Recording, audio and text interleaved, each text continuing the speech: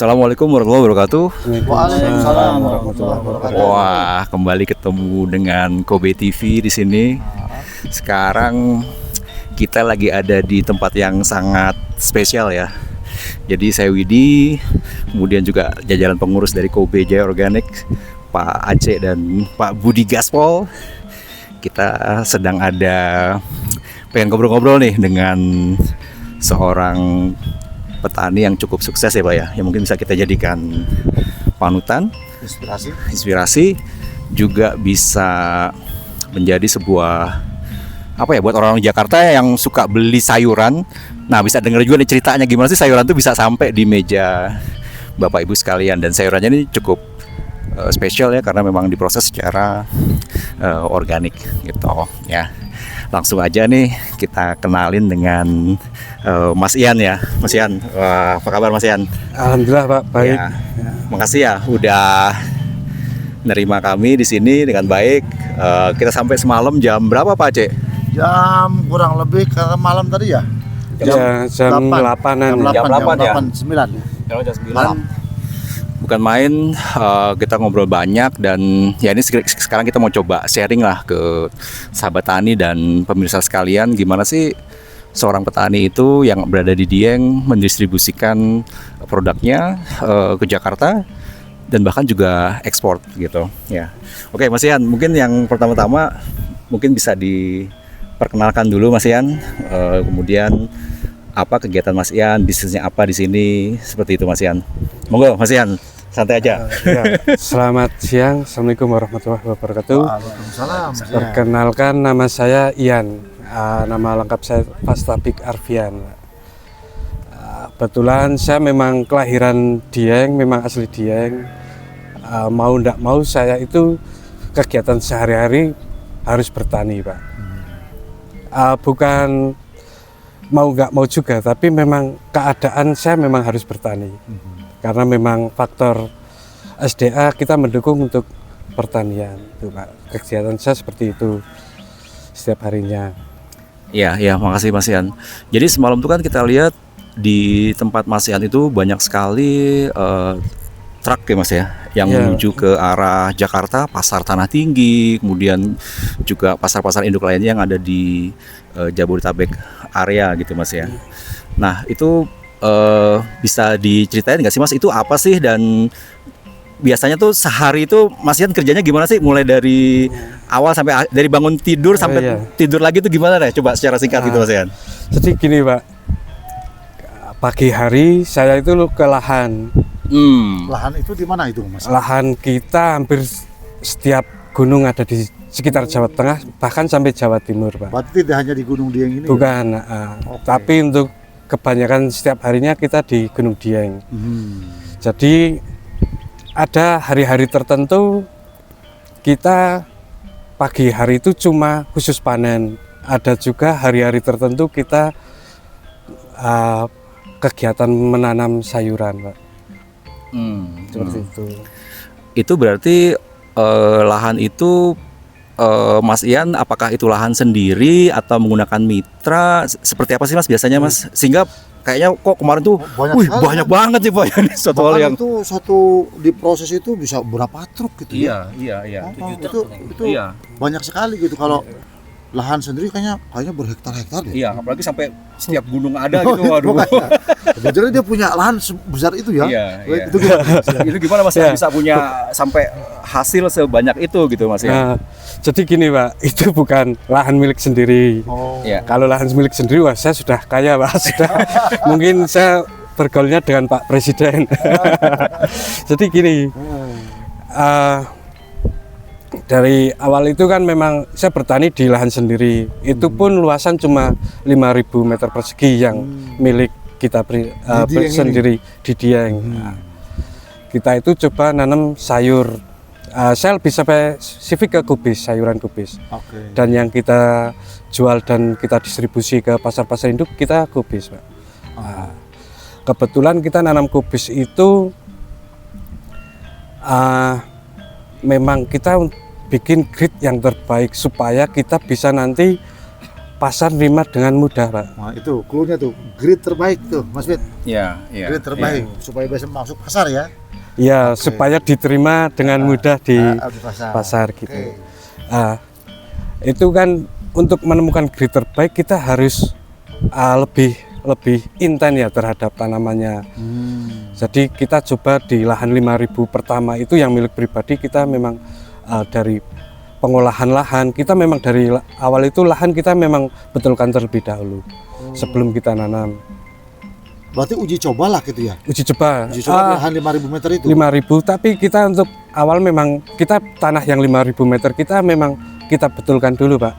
Memang tanahnya kita gimana sih supaya tanah itu jadi menghasilkan produksi yang lebih baik dan nanti kualitasnya yang terbaik juga. Oke. Itu bagaimana sih agar supaya itu terjadi?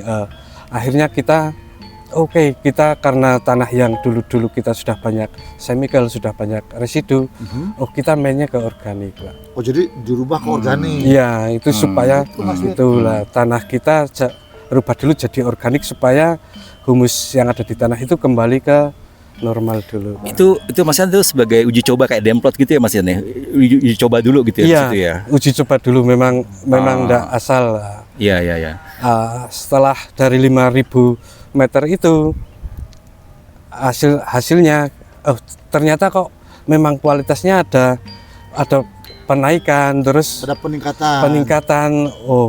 terus kualitas kuotanya juga bagus. Iya. Mas boleh nanya nih. Tadi kan merubah ya dari posisi yang sebelumnya chemical menggunakan zat kimia, sekarang tidak gitu ya. Lah itu pupuknya dibuat sendiri atau gimana? Kebetulan kita memang membuat sendiri karena memang kita pengennya apa sih yang dibutuhkan tanah ya kita bikin sendiri, Pak. Oke. Gitu. Berarti bikin sendiri pupuknya, Mas. Gimana? Iya kan? Pupuk sendiri. Oh. Bikin. Oke, Mas Ian, berarti setelah Mas Ian berhasil gitu ya mengembangkan lahan 5.000 itu yang mungkin Mas Ian coba tularkan ke petani sekeliling gitu, Mas ya. Seperti apa, Mas? Sampai akhirnya Mas Ian tuh bisa menampung. Saya nggak tahu, kalau saya sebagai orang awam melihatnya tuh, ini bisa menampung sekian banyak hasil pertanian dan dikirim ke Jakarta gitu. Dan itu setiap hari rutin. Iya, nah itu gimana caranya untuk membuat awalnya gimana sih sampai petani itu mau percaya sama Mas Ian gitu, ngasih ke Mas Ian gitu. Iya. Ya, itu kan dari tadi yang 5.000 meter itu kualitasnya memang diserap ke pasar itu dengan mudah dan mereka memang ketergantungan dengan kualitas itu. Jadi kan karena kebetulan keluarga kita punya usaha jual beli sayur ke pasar, akhirnya itu jadi candu pedagang-pedagang di pasar. Mereka minta kualitas yang seperti dari 5.000 meter itu. Seperti itu. Akhirnya kan permintaan kuota itu meningkat, Pak. Nah, akhirnya kita mikir lagi gimana sih? Kita enggak bisa sendiri nanam dengan 5.000 meter terus menghasilkan kuota yang stabil itu kan enggak bisa. Akhirnya kita enggak cukup ya, Pak. Okelah, berarti kita harus melebarkan ke tetangga atau ke kenalan kita. Wah, menarik ya. Kalau boleh tahu, Mas, sekarang kira-kira ada berapa mitra yang Mas Ian punya saat ini, Mas? Alhamdulillah kita udah ada khususnya di Gunung Dieng gitu memang kita udah megang Rumahnya di sini gitu ya, home base ya. Iya. Terus di Gunung Slamet itu ada di Bumi Jawa, Pratin. Itu terus kita di Gunung Merbabu di wilayah Kopeng sama Batur sana. Terus lari lagi kita ke Jawa Timur, ada di Bromo sama Kawah Ijen atau Simpol. Mas, kalau boleh saya nanya juga, berarti kan kerjasama ini ada aspek-aspek bagi si petani yang diajak kerjasama juga, berarti ada peningkatan ya? Yang sebelumnya dia misalnya dia dapat penghasilan produksinya sekian, tapi setelah bekerja sama-sama Mas itu menjadi ada peningkatan gitu, gimana? Begitu? Iya, saya nontonnya gini, Pak. Tahun awal-awal itu kan kita di satu gunung itu cuma paling punya 3-4 mitra. Jadi tahun kedua setelah 3-4 mitra itu berhasil, kita sampai sekarang udah tiap tahun meningkat terus. Ada berapa total tuh Mas kira-kira Mas? Total orang atau total panennya? Orang lah. Oh, total mitra. orang. Kita hampir di 160 yang sudah 160. paten. Berarti ada 160 Dan itu berapa tahun untuk mencapai 160 itu Mas? Ini perjalanan udah hampir 5 tahun. 5 tahun ya. Oh, itu Pak. Dan nggak Tapi yang mudah jelas ya. dengan kemitraan dan pola organik yang dikembangkan oleh Mas apa nama? Mas Ian. Ian, itu ternyata pendapatan petani meningkat. Nggak Ya. mungkin loh misalnya si petani itu bekerja sama kalau nggak ada peningkatan pendapatan. Ya betul nggak? Oh, betul. Jadi dengan organik, dengan bekerja sama, beliau itu juga punya pegang pasar luar biasa. 4 tahun ya, 4 tahun tadi ya. 4 5 tahun tahun, ya. Jadi gini Iya, Haji, iya. Petani itu kan mereka mau tertarik karena memang hasil produksinya meningkat. Karena kita olah tanahnya lebih dulu, kita betulkan, terus nanti panenannya meningkat juga. Akhirnya mereka semakin tertarik gitu. Itu komponen pupuk segala macam itu dari Mas Ian atau mereka beli? Dari saya Pak, dari saya. Kebetulan masih saya dukung. Oke. Pak Aceh, Pak Gaspol, Mas Ian, Ya. sebelum lanjut ya, kita break dulu. Ini kayaknya makin hot nih pembicaraannya ya. Jadi iklan dulu. Assalamualaikum. Nah, ini saya dengan Mas Ian ya. Selamat pagi Mas Ian ya. Iya, Pak. Ini kita sedang melakukan kunjungan dari Kobe, Operasi Kobe dan PST. Ini ketua PST-nya nih, Pak Budi Gaspol, dan ini Mas Ian, owner dari apa perusahaannya Mas? SDS ya. Ini posisinya di Dieng ya. Nah, ini kita sedang melihat di pengemasan ya, pengemasan kubis ya dari pertanian organik yang ada di sini gitu. Dan sedang dikemas, dan ini kubis ini akan dikirim ke pasar lokal. Kalau di bulan-bulan tertentu itu dikirim ke pasar luar negeri, terutama ke Taiwan gitu ya. Nah, jadi ini proses produksi kemasan. Nah, dan ini disortir dulu ya kubisnya, kemudian dikeluarkan dulu gitu ya. Nah, yang bagus-bagusnya baru nanti masuk ke pasar.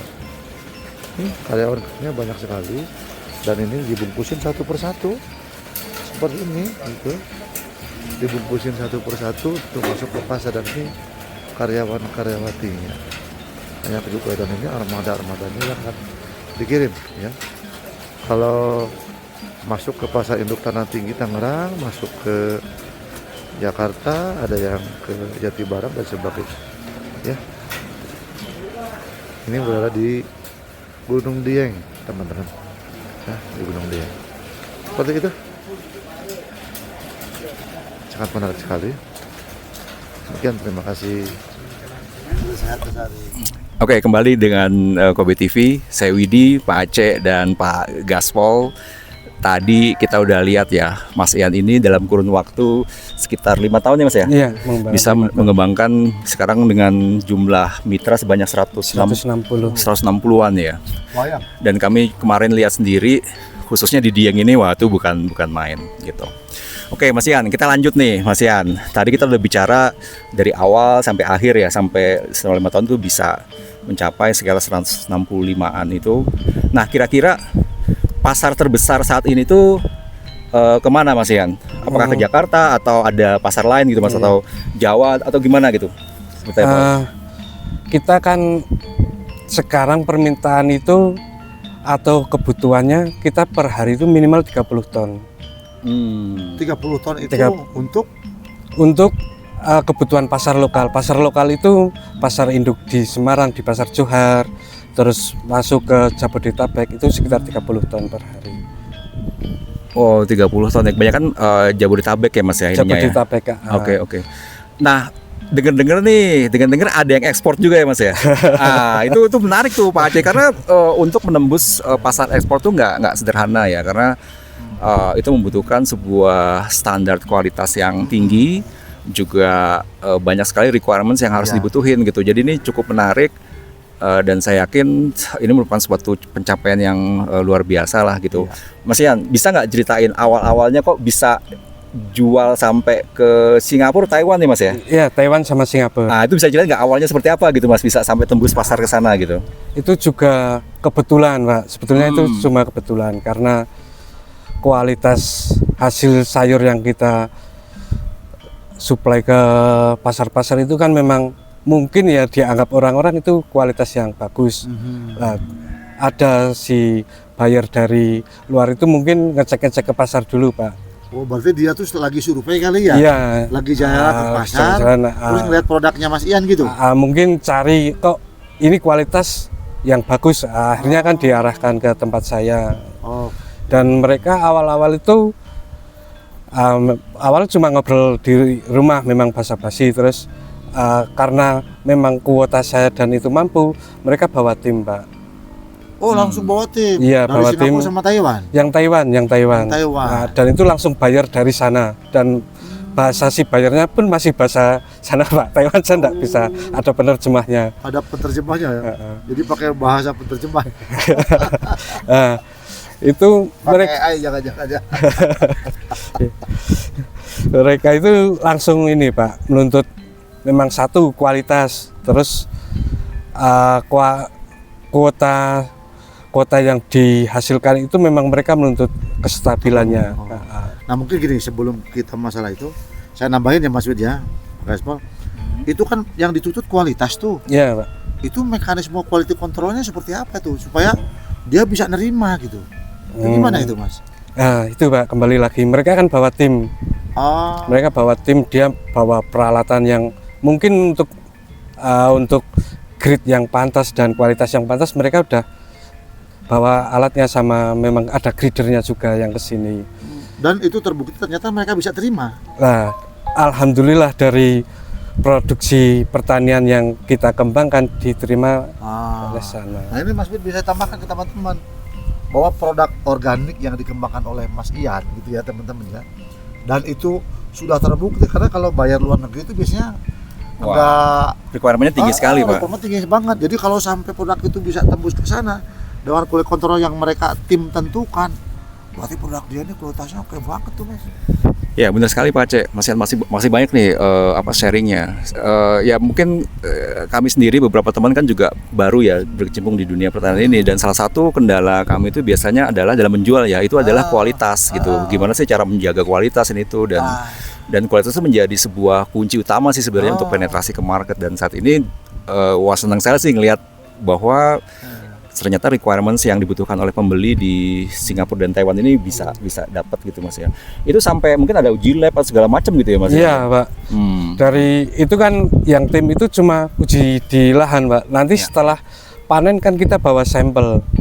Nanti di karantina itu dicek lagi. Iya.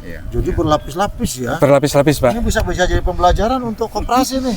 Kalau ya kan? Iya, kalau Kita memang kan barang mau enggak masuk. Koperasi bersama nih Kobe nih. Iya, Nah, Kobe ini kan dalam rangka bagaimana kita bisa melakukan semacam sharing informasi dari beliau gitu kan. Iya. Nah, kita bisa serap itu ilmu-ilmunya. Iya, jadi Nanti menjadi inspirasi bagi kita nih. betul. Jadi khusus untuk anggota Kobe yang lihat podcast ini ya. Jadi ini menjadi sebuah pembelajaran buat kita bahwa salah satu kunci utama adalah kualitas ya. Dan juga untuk teman-teman yang lain ya selain Kobe Betul, ya. betul, Monggo Pak itu. Aceh, betul. Nanti belajarnya sama Kobe boleh. Dan gimana cara menjaga kualitas itu ya tidak lain ya harus belajar jatuh bangun ya Pak, dan ikut komunitas, jadi bisa saling ngobrol. Sama lah kayak kita nih datang ke Mas Ian, kita belajar gimana sih cara untuk mendapatkan sebuah kualitas yang baik gitu. Nah sekarang kalau boleh tahu Mas Ian, porsi persentase antara ekspor sama domestik lebih banyak mana nih Mas saat ini Mas? Untuk saat ini masih domestik Pak. Domestik ya. Karena khusus Taiwan itu kan cuma bulan Juli sampai September.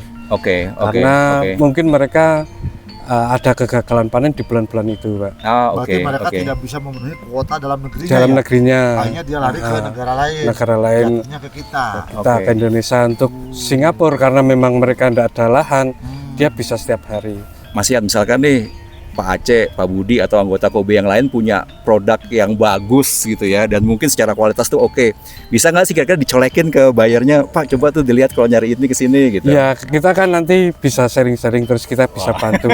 Nanti juga dari teman-teman Kobe kalau penjualan meningkat kan saya juga ada. Betul. Tapi Nanti ada kolaborasi Ada nih, kolaborasi. gitu, Mas Betul, Wid. betul. Ya. Jadi memang Ah. betul. Jadi memang ya, tapi kunci utamanya adalah kualitas ya, nggak hanya ekspor tapi domestik pun seperti itu. Karena kalau kita lihat Ya, tadi Masian info awal-awalnya kan 5.000 itu, terus pedagang di pasar minta dengan kode yang sama, akhirnya Masian gandeng ke mitra kan dengan kualitas yang sama. Kalau boleh gitu. sekarang itu berapa hektar gitu rata-rata itu yang sudah dikelola langsung dengan dibina langsung oleh Mas Ian?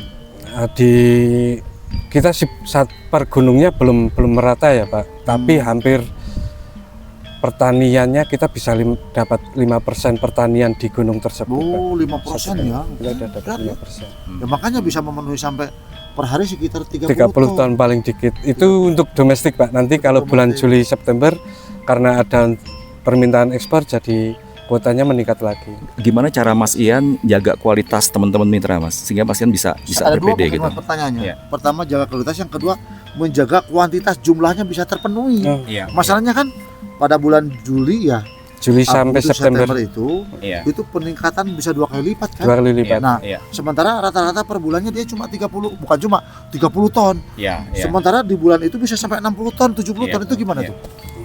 Nah, ini saya jawab yang untuk menjaga kualitas ya Pak. Oh, Iya. Jadi memang saya tidak bosan-bosan, satu untuk silaturahmi ke mitra, kedua saya mantau memang Pak. langsung mantau. Dan kita Oh. saya sendiri tetap belajar dengan si mitra Pak nanti. Oh ini kualitas sayurannya butuh ditingkatkan lagi Pak. Nah, kita sharing sama mitra petani. Ini Pak caranya seperti ini. Atau kalau memang petani itu punya cara atau itu ya saya menerapkan si petani. Tapi saya tidak lupa hampir berarti satu pertanian di wilayah satu gunung itu saya setiap 1 minggu saya datangi mereka Pak. Satu persatu atau itu per kelompok? per kelompok atau satu persatu bisa Pak. Kita nonton kondisi nanti di lahan Pak. Tuh teman-teman, jadi kuncinya memang tetap istilahnya silaturahim ya. Kita intens kontak, kita Ada pendampingan. ada pendampingan. Jadi kalau kita nggak sekarang bingung ya Pak. bukan jangan langsung kita punya teori doang, tapi pendampingan nggak ada. Iya. Karena kita sendiri sebagai petani, ya kadang kita juga masih belajar dan belajar juga teori. Pada saat kita di lapangan tuh pasti banyak Betul ketemu sekali. permasalahan. Kalau nggak ada yang bimbing, waduh, Nah, itu agak repot sekali Berarti ya. pembimbing itu sangat penting bagi Betul, kita. betul. Mudah-mudahan beliau jadi pembimbing kita nanti deh. Gimana? Pasti sih, kalau secara komersial aja udah terbukti kan Pak Aceh. Jadi banyak hal yang kita bisa pelajari. Terus yang kedua tadi tuh Nah. masalah volume. Ya, Ya, yang volume kedua. gimana tuh Mas ya? Untuk kestabilan kuantitasnya ya. Jadi gini Pak, dari 5% itu kan hampir 50 orang Pak. Satu orang kita pukul aja luas tanahnya 10.000. Itu enggak pasti Pak, tapi kita pukul 10.000. Jadi nanti kita per 10.000 itu kita tanam. Nanti yang orang kedua itu kita kasih jarak Jarak waktu. Oke. Nah, kita tanam lagi. Terus yang petani ketiga kita kasih jarak lagi. Nanti ketika panen dia nanti akan bertahap. Si petani Pak A dan Pak B itu tidak panen sekali dalam 1 hari, nanti jatuhnya di minggu pertama, minggu kedua dan minggu ketiga seperti Berarti itu. Mas Bro ini dia mengatur siklusnya. Iya, Jadi betul. siklus itu ada semacam penjadwalan sehingga nanti dia bisa menghitung pada saat peak season itu panennya pada saat itu bisa berlipat gitu kan. Berarti ada yang panen yang bersamaan untuk bisa mensupport sesuatu. Iya, betul volume Pak. tinggi ya. Ketika permintaan tinggi berarti nanti si petani A dan B kita jatuhkan jadwal bareng Pak panennya gitu. Keren. Dan mungkin juga udah ada forecast juga. Maksudnya forecast itu artinya ramalan kira-kira bulan ini tuh kira-kira berapa ton sih gitu ya. Iya. Jadi kita seperti udah itu, siap-siap Pak. sebelumnya gitu ya Jadi Mas ada ya. manajemen waktunya Mas. Iya Pak, betul. Jadi ada betul. manajemen tata kelolanya, jadi nggak sembarangan kita asal tanam, diatur waktu. Sudah terprogram ya. Udah Iya Pak. Betul Pak. Baik, sehingga Sistemnya kita sudah permintaan. Oh, jadi ada pasar, pada permintaan, ada petani, nah dia coba kawinkan supaya nanti terpenuhi kuotanya, Iya, Pak. terpenuhi kualitasnya. Ini berarti manajemennya jago juga nih. Jadi ini produknya apa aja nih yang diproduksi Mas Ian ini? Nah, saya enggak banyak Pak, cuma yang saya fokus itu di sayuran kubis. Kubis. Adapun pendamping wortel Pak. Wortel dua itu. Cuma 2 saya lebih mungkin banyak bisa Pak, tapi nanti jadi terlalu ribet Pak. Jadi kita Nah, fokus ini di satu ilmu, jenis ilmu. Pak. Ini insight yang sangat menarik sih teman-teman ya. Artinya ya di mana-mana itu saya ingat salah satu quotes dari Jack Ma Pak Aceh. Jadi kalau mau nangkap kelinci, kan kelinci banyak nih, jangan semuanya coba ditangkap, satu aja fokus itu juga udah susah gitu ya kan. Jadi dengan seperti itu kita bisa berhasil gitu. Nah, ini Terus contoh bahasa nih. Cinanya gimana bahasa Cinanya? Wong cincang hal yang tuang. Jadi cukup 2 saja ya. Cukup Ya. 2 tapi fokus bisa ekspor. Jadi kesimpulannya Luar biasa. gini loh, Bu. Kesimpulan artinya kalau saya ambil makna dari pembelajaran kita nih, kita jangan terlalu pengen banyak macam-macam dulu ya. Betul. Cukup misalnya 2 jenis beliau sekarang. Iya. Omsetnya misalnya udah 30 ton sehari gitu kan. Iya. Ada kalanya 60 ton. Tapi nggak usah banyak-banyak jenisnya. Betul, Ngapain betul. banyak-banyak tapi kita pusing sendiri. Sobat Tani dan teman-teman, sebelum kita simpulkan, kita break dulu ya sebentar.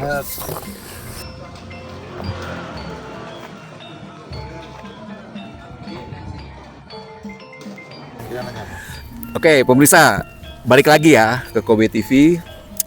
Nah, kita dengerin nih, Pak. Kayaknya Pak Gaspol dari tadi diam, tapi banyak mau nanya ini nih Pak Gaspol nih. Apalagi dia kan mewakili 2 nih. Betul. Mewakili PST, Betul. Persatuan Sahabat Tani, Iya. Antasari, dan juga mewakili koperasi.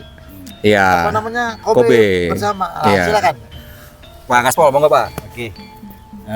Mas Ian, Ya. di tengah-tengah situasi sekarang di mana anak muda ya itu sudah malas bertani, karena apa? Karena macam-macam ya, karena mungkin bertani sudah tidak menarik, hasilnya sedikit, ya kan? Tidak bisa mensejahterakan petani itu sendiri, sehingga para pemuda atau Gen Z ya itu nggak mau lagi bertani. Nah, begitu juga seperti di Jepang. Di Jepang juga itu tinggal orang-orang tua aja. Nah, itu petaninya itu kan dikirim dari Indonesia itu. Banyak ya teman-teman kita berangkat ke Jepang hanya untuk bertani, berternak. Seperti itu. Nah, ini Mas Ian kan masih tergolong nih Gen Z. Gen Z ya. Ini apa yang milenial ya, oke. Apa yang memotivasi Mas Ian sehingga mau bergelut di dunia pertanian, khususnya 2 komoditi tadi ya, kubis dan wortel gitu. Begitu Mas Ian. Satu lagi, saya tanya sekalian aja ya biar nanti sekalian diterangkan. Mas Ian kan latar belakangnya sebenarnya bukan pertanian ya. Bukan, Pak. Ya, dari pendidikan yang bukan dari pertanian ya, tapi bisa menggeluti pertanian sedemikian rupa gitu. Itu mungkin nanti buat motivasi anak-anak milenial atau anak-anak Gen Z ya, sehingga nanti bisa mau bertani lah gitu ya. Dan juga motivasi buat anggota koperasi Kobe nih, supaya bisa jadi semangat ya. Silakan. Oh ya, terima kasih Pak. Jadi ini yang membuat motivasi saya itu ini Pak, dapur Pak. Tetap mau apapun tetap Supaya kebunnya tetap ngebul lah itu. Tetap itu. Background saya kan memang bukan petani, cuma memang dari kecil sampai sekarang lingkungan saya memang di pertanian Pak, itu seperti itu. Jadi tahulah kualitas hasil pertanian yang bagus dan kurang kan sudah lihat dari kecil seperti itu Pak. Nah, seperti itu. Terus kenapa anak muda ndak ada yang jarang yang minat pertanian, karena mereka masih mengandalkan tenaga sendiri Pak. Jadi saya kalau bertani pun alhamdulillah sampai sekarang saya megang cangkul sudah jarang Pak. Karena saya yang mengatur sistem pertaniannya si mitra-mitra pertanian saya Pak. Seperti itu. Jadi untuk teman-teman yang masih muda, bertani itu tidak harus kita jadi petani, tapi kita harus jadi pelaku seorang yang mau bertani, seperti itu Pak, kuncinya Pak. Jadi dia harus megang cangkul, nyokot Iya. segala macam gitu. Ada aspeknya lain yang justru lebih menarik begitu Lebih ya. menarik. Tapi bisa kita harus membina. paham dasarnya pertanian dulu Pak. Contoh tanah yang bagus seperti apa, terus kemudian menanam dari nol sampai panen itu untuk mencapai kualitas yang bagus kita harus tahu dasarnya dulu. Berarti kuasai dulu ilmunya, kuasai dulu prakteknya, baru setelah gitu mengolah. Banyak orang begitu Iya. ekspor.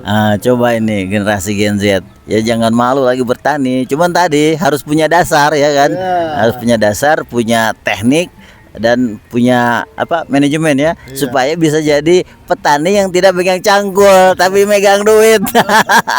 Begitu, gaspol.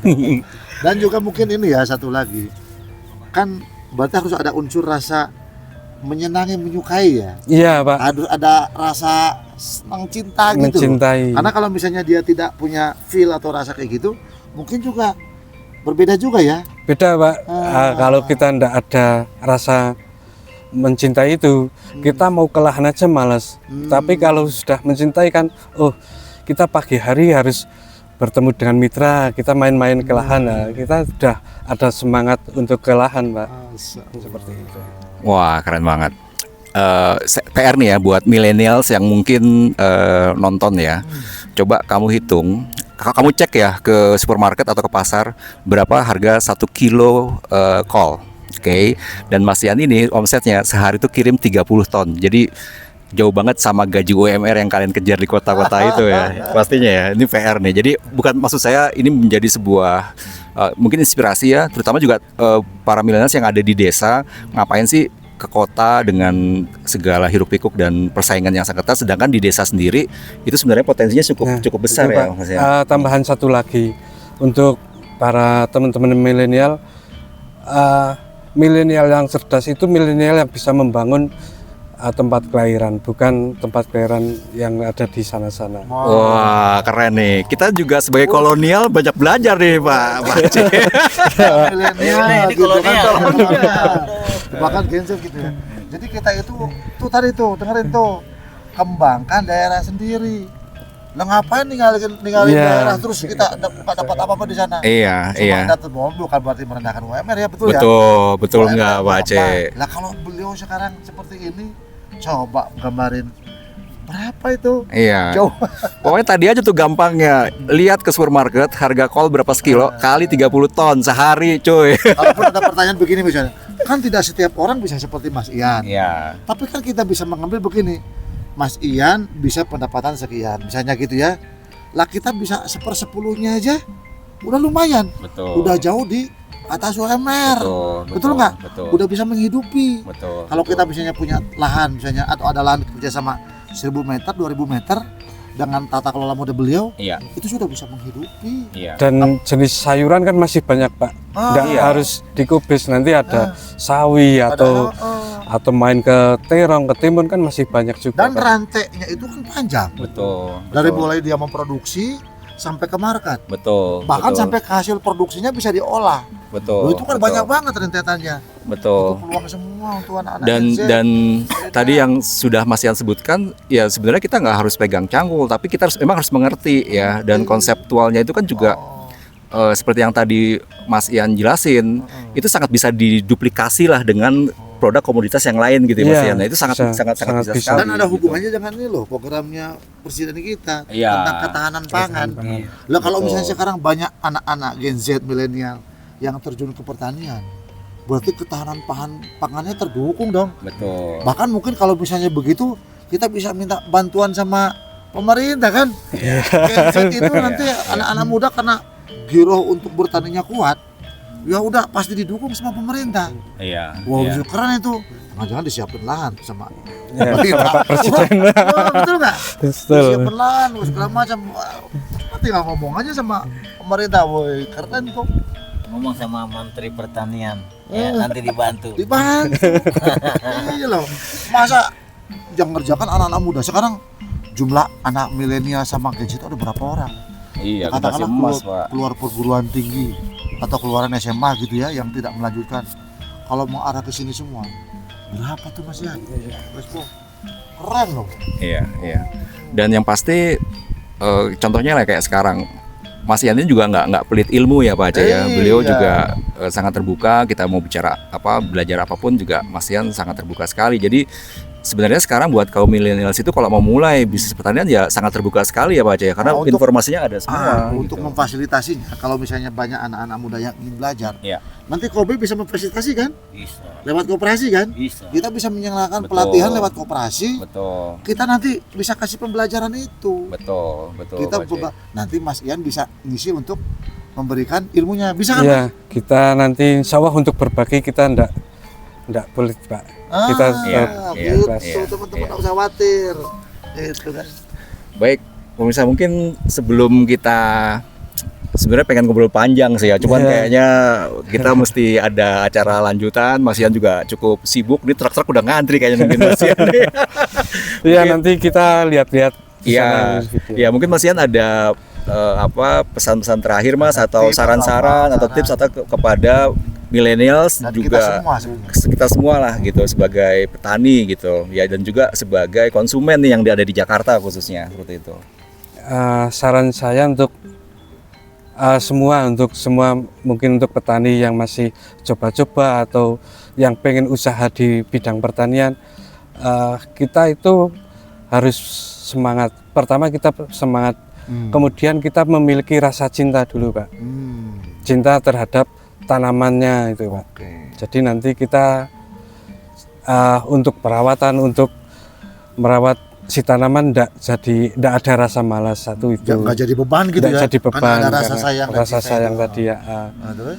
Terus jangan ke ini Pak, jangan berharap nanti ke nilai hasil pertaniannya dulu Pak. Tapi kita bikin kualitas hasil pertaniannya yang maksimal terlebih dahulu. Jalanin seperti dulu itu. berarti. Iya, dijalanin dan kita bikin produk memang berkualitas. Ya. Nah, produk Purwokerto kan didukung dengan organik kalau begitu ya. Nah itu Pak, kalau kita mau kembali itu kita harus ke organik. Memang peningkatan dari yang dulu yang sintetis pindah ke organik memang peningkatannya ada, dan kualitasnya saya jamin di pasar mana-mana jadi candu gitu Pak. Kembali ke alam, gitu Mas ya. Betul, Jadi produknya betul, produk alami. betul, Nah, gitu betul, loh. betul, Nggak ada betul, pestisida, nggak ada kandungan kimia dan sebagainya. Ini bukan Kita main, sehat. bukan main.